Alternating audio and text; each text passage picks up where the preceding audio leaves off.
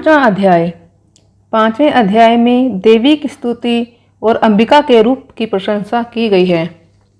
ऋषि बोले, पूर्व काल में निशुंभ और शुंभ नामक असुरों ने अपने बल के घमंड में आकर शचीपति इंद्र के हाथ से तीनों लोकों का राज्य और यज्ञ भाग छीन लिए।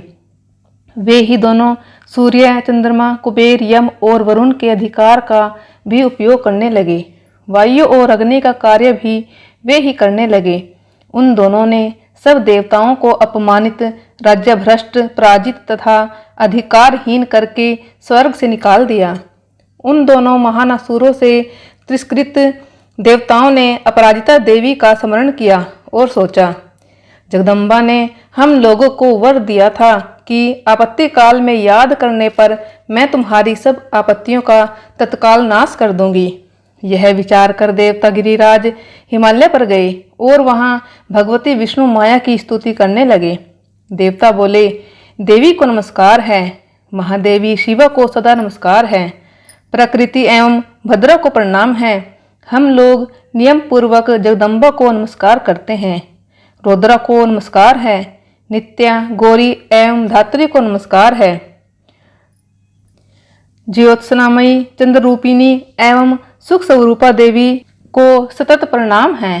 शरणागतों का कल्याण करने वाली वृद्धि एवं सिद्धि रूपा देवी को हम बारंबार नमस्कार करते हैं।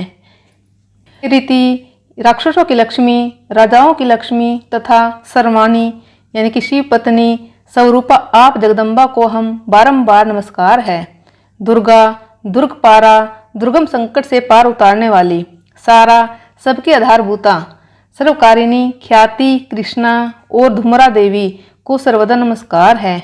अत्यंत सौम्य तथा अत्यंत रौद्र रूपा देवी को हम नमस्कार करते हैं। उन्हें हमारा बारंबार प्रणाम है। जगत की आधारभूता कृति देवी को बारंबार नमस्कार है। जो देवी सब प्राणियों में विष्णु माया, चेतना, बुद्धि रूपा, निद्रा रूप, श्रुदा रूप, छाया रूप, शक्ति रूप, शांति, क्षमा रूप, जाति रूप, लज्जा रूप, शांति रूप, श्रद्धा रूप, कांति रूप, लक्ष्मी रूप, वृत्ति रूप, समृद्धि रूप, दया रूप, तुष्टि रूप, मातृ रूप, भ्रांति रूप से स्थित हैं, उनको नमस्कार, उनको बारंबार नमस्कार है। जो जीवों के इंद्रिय वर्ग की अधिष्ठात्री देवी एवं सब प्राणियों में सदा व्याप्त रहने वाली है, उन व्याप्ति देवी को नमस्कार है। जो देवी चैतन्य रूप से इस संपूर्ण जगत को व्याप्त करके स्थित हैं, उनको नमस्कार, उनको नमस्कार, उनको नमस्कार। पूर्व काल में अपने अभिष्ट की प्राप्ति होने से देवताओं ने जिनकी स्तुति की तथा देवराज इंद्र ने बहुत दिनों तक जिनका सेवन किया, वह कल्याण की साधनाभूत ईश्वरी हमारा कल्याण और मंगल करे तथा सारी आपत्तियों का नाश कर डाले। उदंड दैत्य से सताए हुए हम सभी देवता जिन परमेश्वरी को इस समय नमस्कार करते हैं तथा जो भक्ति से विनम्र पुरुषों द्वारा स्मरण की जाने पर तत्काल ही संपूर्ण विपत्तियों का नाश कर देती है, वे जगदम्बा हमारा संकट दूर करे। ऋषि बोले, राजन, इस प्रकार जब देवता स्तुति कर रहे थे, उस समय पार्वती देवी गंगा जी के जल में स्नान करने के लिए वहां आई। उन सुंदर बाहों वाली भगवती ने देवताओं से पूछा, आप लोग यहाँ किसकी स्तुति कर रहे हैं? तब उन्हीं के शरीर से प्रकट हुई शिवा देवी बोली, शुंभ दैत्य से तिरस्कृत हुए और युद्ध में निशुंभ से पराजित होकर यहाँ एकत्रित हुए ये समस्त देवता यह मेरी ही स्तुति कर रहे हैं।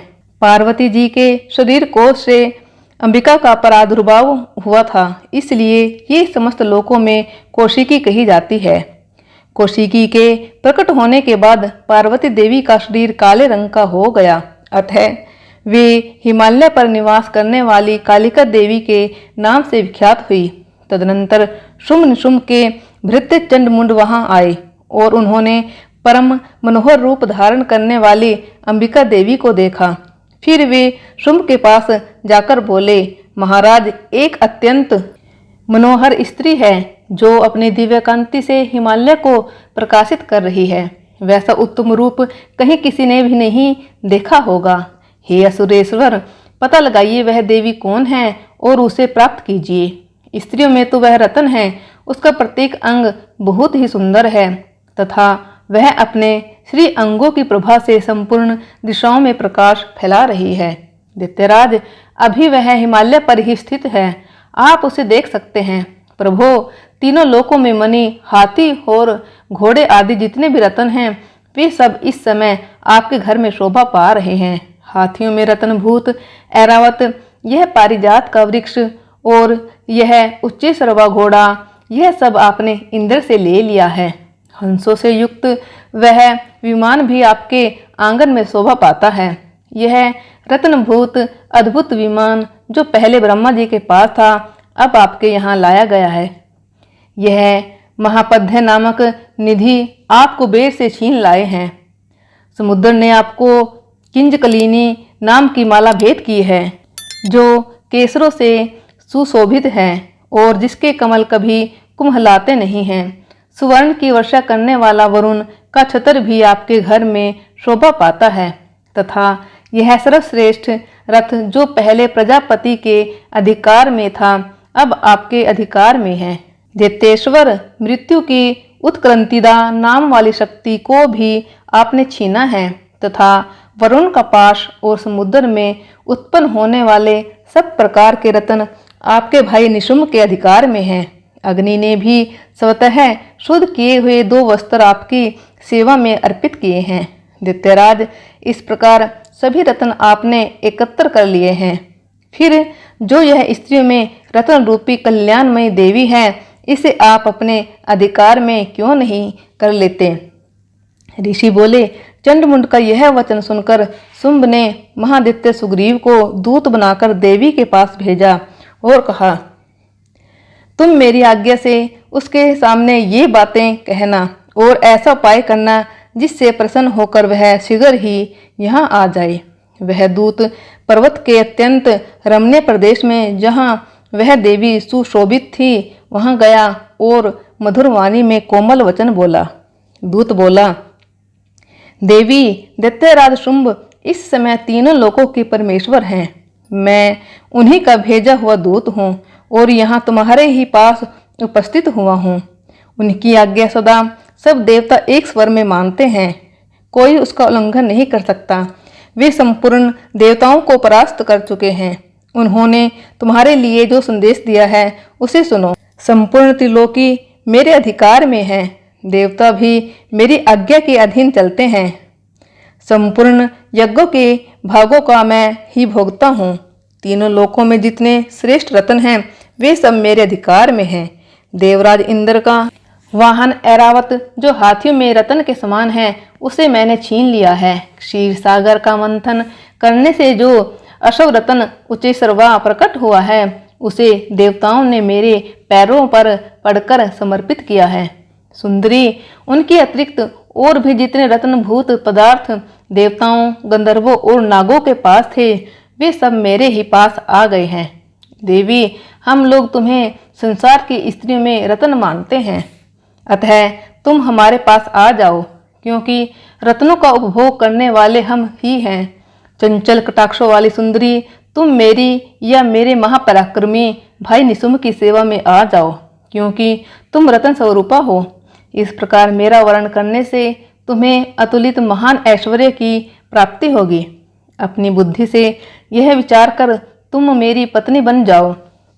ऋषि बोले, दूत के यह कहने पर कल्याणमयी भगवती दुर्गा देवी, जो इस जगत को धारण करती है, मन ही मन गंभीर भाव से मुस्काई और इस प्रकार बोली, दूत, तुमने सत्य कहा है, इसमें तनिक भी झूठ नहीं है कि शुंभ तीनों लोकों का स्वामी है और निशुंभ भी उसी के समान पराक्रमी है। किंतु इस विषय में मैंने जो प्रतिज्ञा कर ली है उसे झूठी कैसे करूं? मैंने अपनी अल्प बुद्धि के कारण पहले से जो प्रतिज्ञा कर रखी है उसे सुनो। जो मुझे संग्राम में जीत लेगा, जो मेरे अभिमान को चूर्ण कर देगा तथा संसार में जो मेरे समान बलवान होगा, वही मेरा स्वामी होगा। इसलिए शुंभ अथवा महादित्य निशुंभ स्वयं ही यहाँ पधारे और मुझे जीतकर शीघ्र ही मेरा पानी ग्रहण कर ले। इसमें विलंब की क्या आवश्यकता है? दूत बोला, देवी, तुम अभिमान में भरी हो, मेरे सामने ऐसी बातें मत करो। तीनों लोक में कौन ऐसा मनुष्य है जो शुंभ निशुंभ के सामने खड़ा हो सके? देवी, अन्य दैत्यों के सामने भी सारे देवता युद्ध में नहीं ठहर सकते, फिर तुम अकेली स्त्री होकर कैसे ठहर सकती हो? जिन शुंभ आदि दैत्यों के सामने इंद्र आदि देवता भी युद्ध में खड़े नहीं हुए, उनके सामने तुम स्त्री होकर कैसे टिक सकोगी?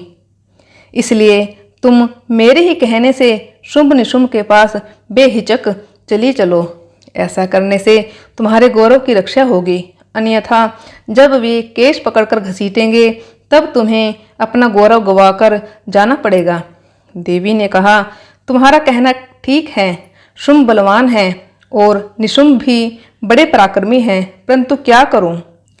मैंने पहले बिना सोचे समझे प्रतिज्ञा कर ली है, अतः अब तुम जाओ। मैंने तुमसे जो कुछ कहा है वह सब दैत्यराज से आदरपूर्वक कहना, फिर जो उचित जान पड़े वह कर ले। बोलिए शेरा वाली माता की जय, दुर्गा माता की जय।